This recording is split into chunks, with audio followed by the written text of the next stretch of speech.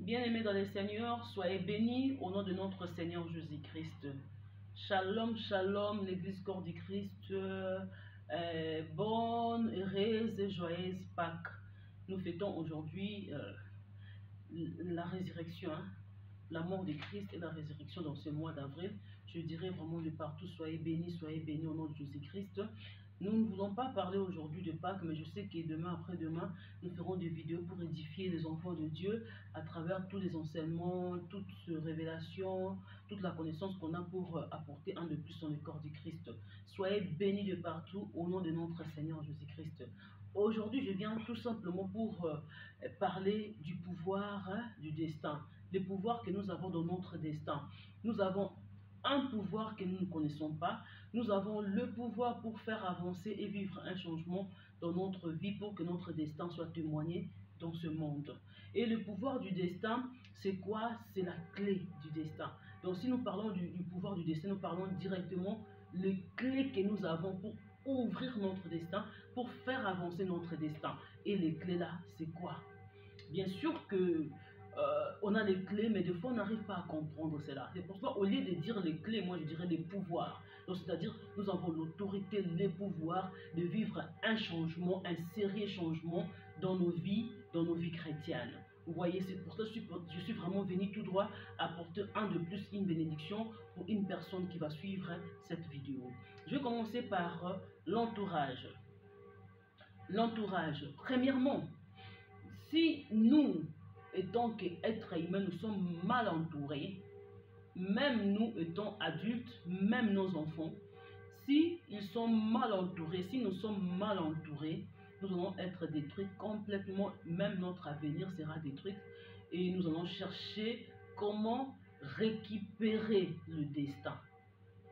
Le diable a un sérieux problème, il a un plan pour détruire les destins de tout un chacun de nous.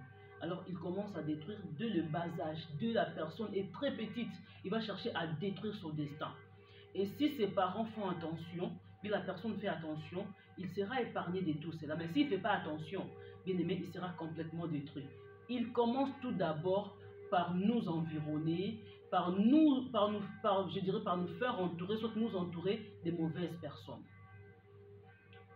Tu verras d'autres personnes sont bien, mais leurs pensées sont complètement détruites. Ils ont des pensées négatives, ils ont des pensées, je dirais le terme voyou, ils ont des pensées très contraires à la façon que tu dois posséder ton destin. Vous voyez?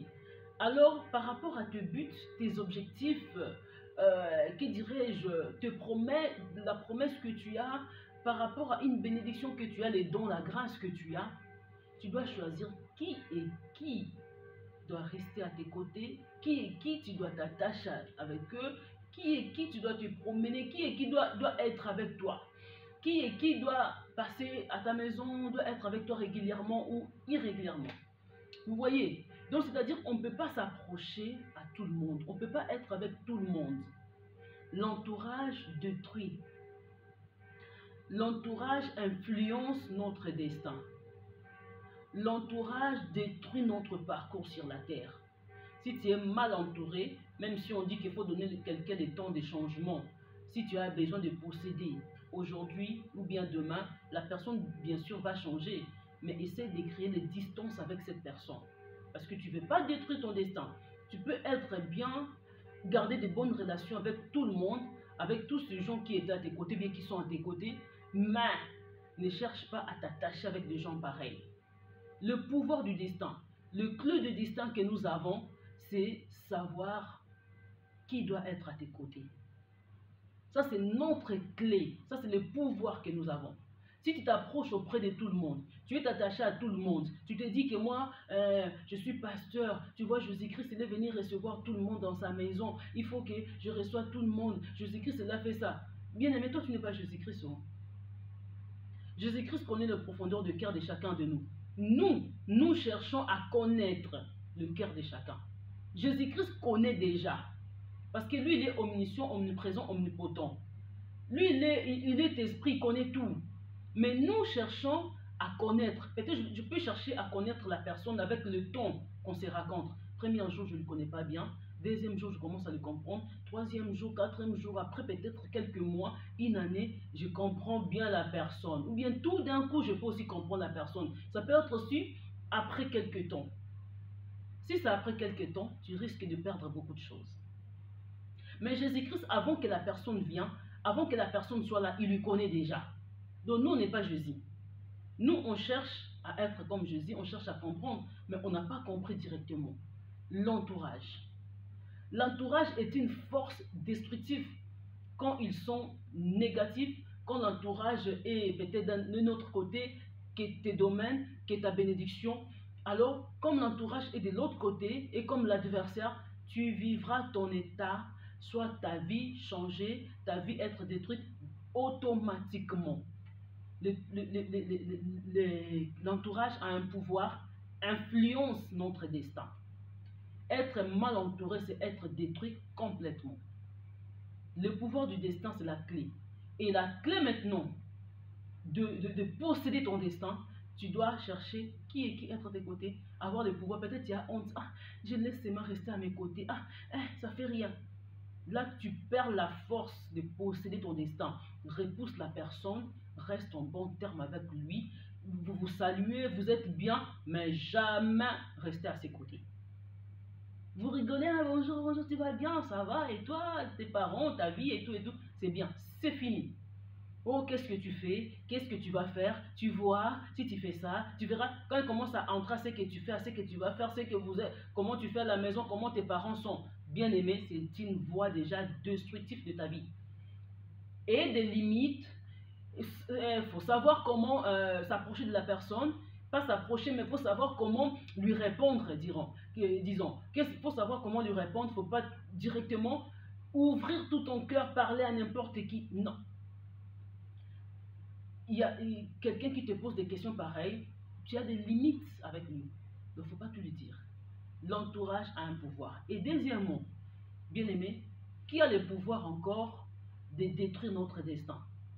Nous avons le pouvoir, je parle du pouvoir du destin, mais là-dedans, il y a trois éléments clés qui détruisent les destins. Il y a trois éléments clés qui peuvent faire réussir notre destin. Si nous repoussons l'entourage, l'entourage qui sont négatifs, qui sont adversaires, qui sont contraires, il ne peut pas être adversaire directement, non.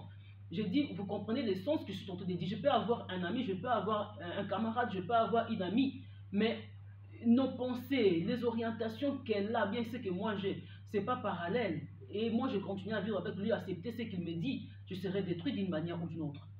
Vous comprenez le sens que je suis en train de dire. Ce n'est pas directement adversaire, c'est indirectement. C'est quelque chose à comprendre après des années, après des mois. Il ne fallait pas que la personne soit à mes côtés, mais il était déjà à tes côtés, il a déjà détruit beaucoup de choses. Et deuxièmement, l'adversaire de notre destin, c'est nos pensées. Les pensées d'une personne détruisent complètement le destin. C'est pour cela que la parole est en train de nous raffermir, de nous encourager, de rajouter de certaines forces dans nos vies pour que nous puissions avancer. La parole nous aide aussi à comprendre beaucoup l'état des gens à nos côtés.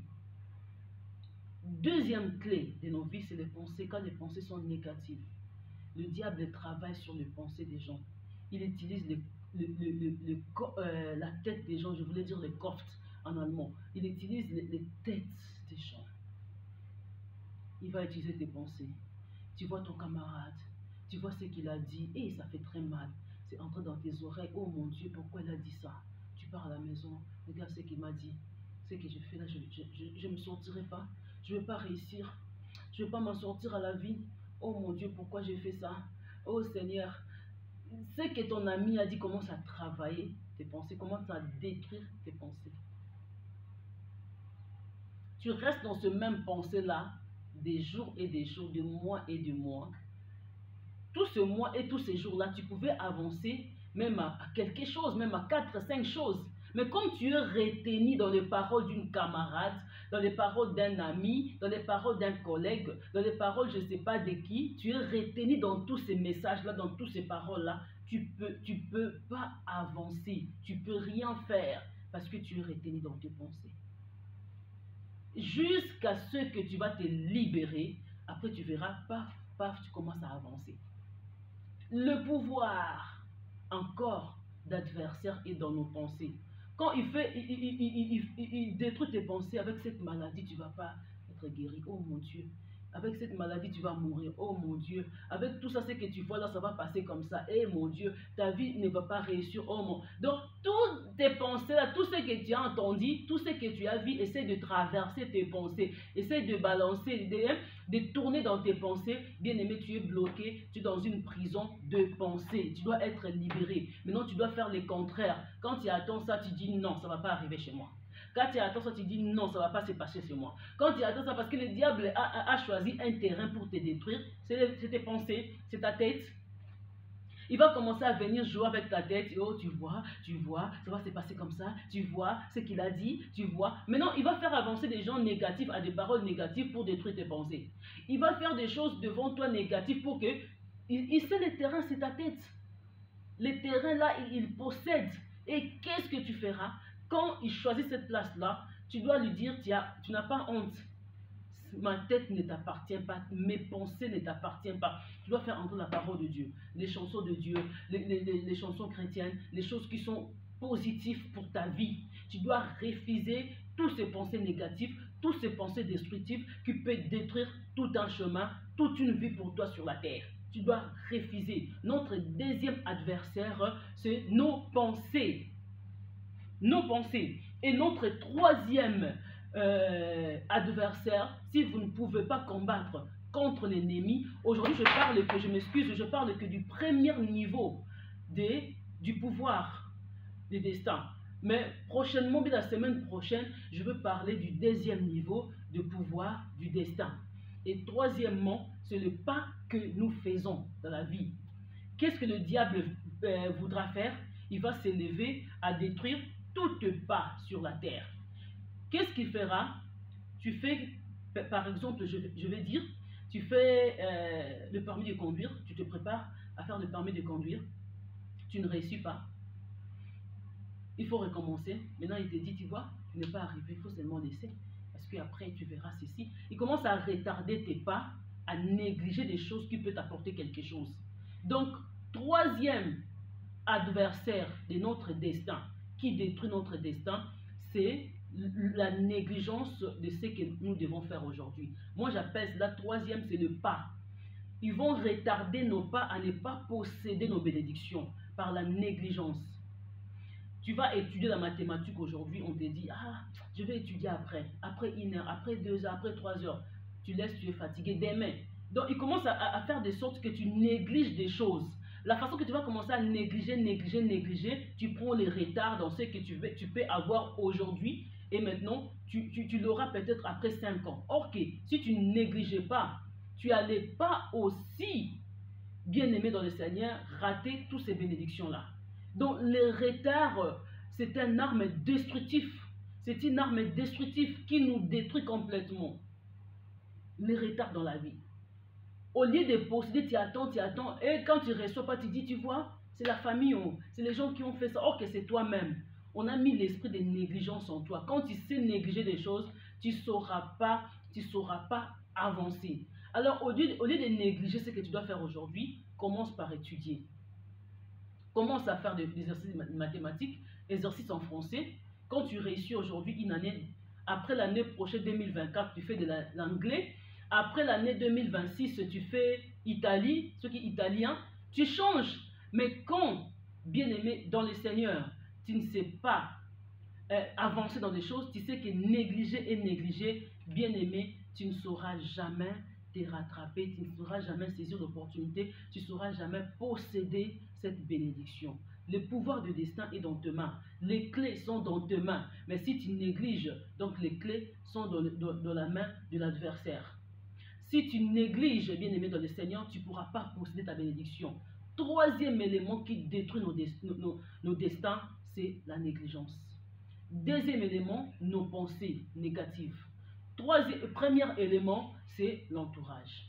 C'était une bénédiction que je suis venu apporter à l'église du Seigneur aujourd'hui. Le pouvoir du destin. Nous avons commencé notre première partie. On va y aller à la deuxième et dans notre troisième partie. C'est pour ça que je dirais à l'église Corps du Christ, soyez bénis au nom de Jésus-Christ. Nous sommes de cœur ensemble avec vous pour travailler notre vie chrétienne pour la gloire de notre Dieu. Soyez bénis. Amen. Amen. À tout à l'heure.